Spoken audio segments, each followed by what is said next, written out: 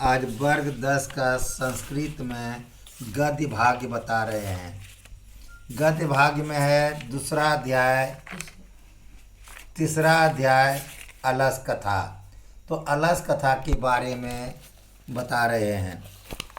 अलस कथा, इसमें आलसियों की कहानी है। अलस कथा विद्यापति ने लिखा है और ये पुरुष परीक्षा नामक ग्रंथ से लिया गया है। इस कहानी के मुख्य पात्र वीरेश्वर है, जो मिथिला के मंत्री हैं, और चार आलसी है। इसी दोनों पर पूरे कहानी जो है घूमती रहती है। तो मिथिला में वीरेश्वर नाम का एक मंत्री है। वह दयालु, धर्मनिष्ठ, दयावान है और उनकी इच्छा है कि प्रत्येक दिन मेरे इलाके में जितने भी आलसी लोग हैं उन आलसियों को खाना दें और खाना खिला करके कुछ उपहार दें। यही विचार करके प्रत्येक दिन आलसी लोगों को खिलाने लगा और खिलाने के बाद उपहार भी देने लगा। जैसे इसमें कह रहा है कि आसीत मिथिलायां वीरेश्वरो नाम मंत्री। मिथिला में वीरेश्वर नाम का मंत्री था। सोच स्वभावात दानशील कारुणिक च सर्वेभ्यो दुर्गतेभ्यो अनाथेभ्य च प्रति अहम इच्छा भोजनम दाप्यति तत्मध्ये अलसेभ्य अपि अन्न वस्त्रे दाप्यति।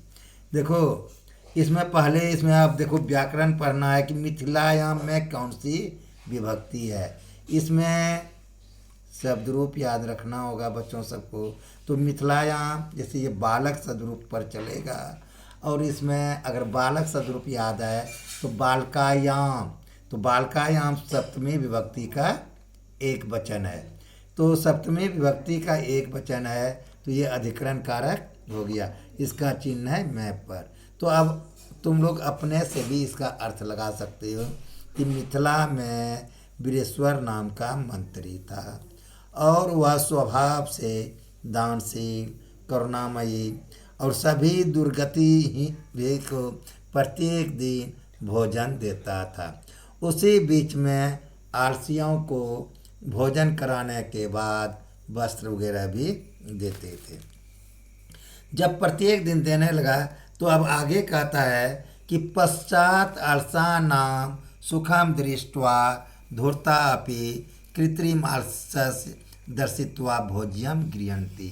बाद में आलसियों के सुख को देखकर धूर्तगण भी कृत्रिम आलस दिखाकर भोजन ग्रहण करने लगे। तत् अनंतरम शालायां बहुद्रव्यं दृष्ट्वा तत्नियोगी पुरुषे परामृष्ट यद क्षम बुद्धिया करुणिया केवलम अलसेभ्य स्वामी वस्तूनि दाप्यति कप्टेन अनअलसा अपि गृह्णन्ति इति अस्माकं प्रमाद। प्रमादम न होता है आलसी। तो क्या कहता है, देखो, तत् अनंतरम उसके बाद अलसशालायाम बहुद्रव्यम, अलसशाला में बहुत धन के खर्च को देखकर नियोगी पुरुष द्वारा विचार किया गया कि हमारे मंत्री करुणामय होकर केवल आलसियों को कपड़ा देते हैं। इसके अलावे जो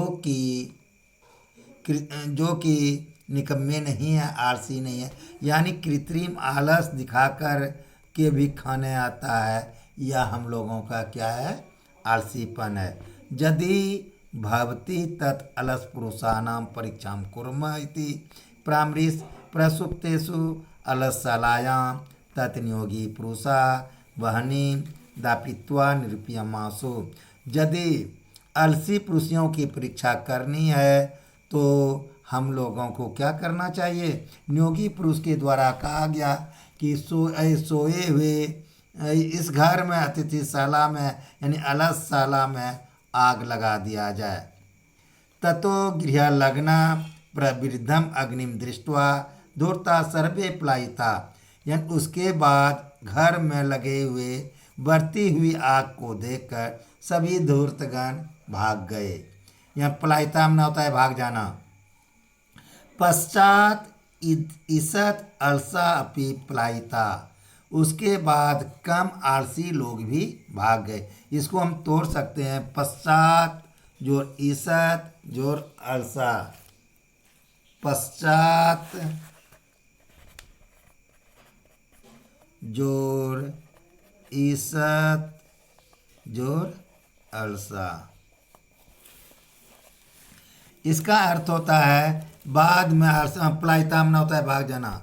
तो चत्वारः पुरुष तत्रैव सुप्ता परस्परम अल्पन्ति, 4 पुरुष वहाँ सोए हुए परस्पर आपस में बातचीत कर रहे थे। तो बच्चों बताओ कि अल्पंती में कौन सा तिंग प्रत्यय है? तो बच्चों का जवाब होना चाहिए इसमें कि अंति तिंग प्रत्यय है। और हम अगर अब पूछें कि इसमें कौन सा लकार है अल्पंती में, तो बच्चों यह बताना होगा कि लट लकार का है। और अगर पुरुष पूछें तो प्रथम पुरुष, अब वचन पूछें तो पुरुष का बहुवचन। एकैन वस्त्र आवृत मुखैन उक्तम, उनमें से एक के द्वारा मुंह में कपड़ा ढक कर का अहो कथम अयम कोलाहल, कथम अयम का संधि विच्छेद करो, देखो कैसे होगा।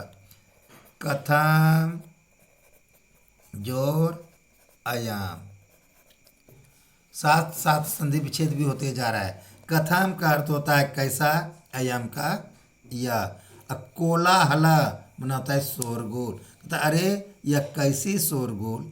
द्वितीयन उक्तम, इसको भी तोड़ रहे हैं, देखो द्वितीयन जोर उक्तम, द्वितीयन जोर उक्तम। इसमें जो है बच्चों बता सकते हो कि इसमें किन किन वर्णों का मेल हुआ है। इसमें ओ जोर हर्षहु मिलकर वर्णों का मेल हुआ है, और ये दोनों मिलकर के ओका होता है। तो द्वितीयन में तृतीया विभक्ति है, इसका करण कारक इसका चिन्ह होता है से। तो दूसरे के द्वारा, द्वितीयन मना होता है दूसरा, दूसरे के द्वारा, उक्तम मने कहा गया, दूसरे के द्वारा कहा गया। तर्क्यते यत अस्मिन् गृहे अग्नि लग्न अस्ति, लगता अनुमान लग रहा है कि इस घर में आग लग गया है। तृतीयन उक्तम, तीसरे ने कहा, कह अपि तथा धार्मिको नो अस्ति, धार्मिक नहीं है। यो इदानीम जल आद्रय वासो भी कटय अस्माभि प्रावृणोति, कि इस समय जल से भींगे हुए कटाई हम लोगों के ऊपर फेंक दे।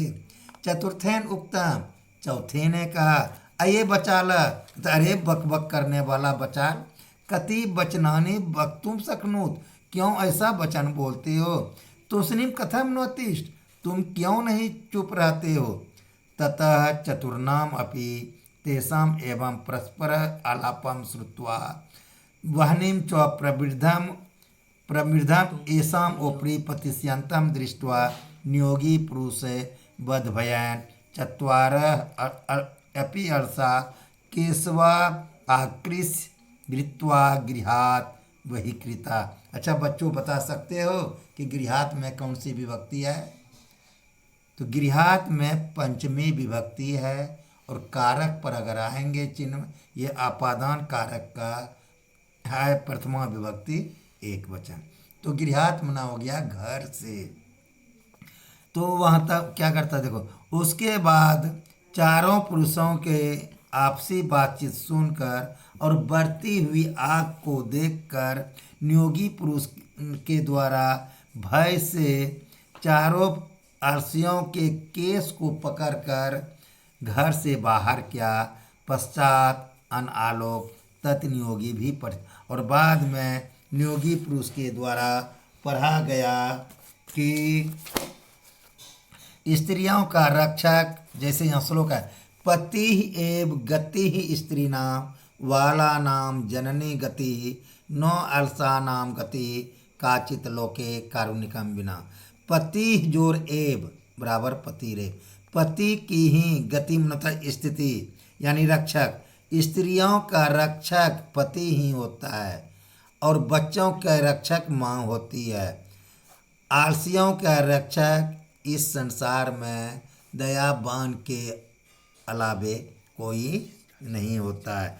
तब बाद में पश्चातेषु चतुर्षु अर्षेषु तथापि अधिकतर वस्तु मंत्री दाप्यामा, तब बाद में उन चारों आलसियों को मंत्री ने और अधिक वस्तु दिलाई। हाँ बच्चों, अब तो ये बता दिए, अगर इसमें तुम लोगों को किसी भी प्रकार की दिक्कत हो प्रश्नोत्तर बनाने में या संधि विच्छेद करने में तो कमेंट बॉक्स में लिख करके भेजो, मैं प्रश्नों का उत्तर यथाशीघ्र बता दूंगा।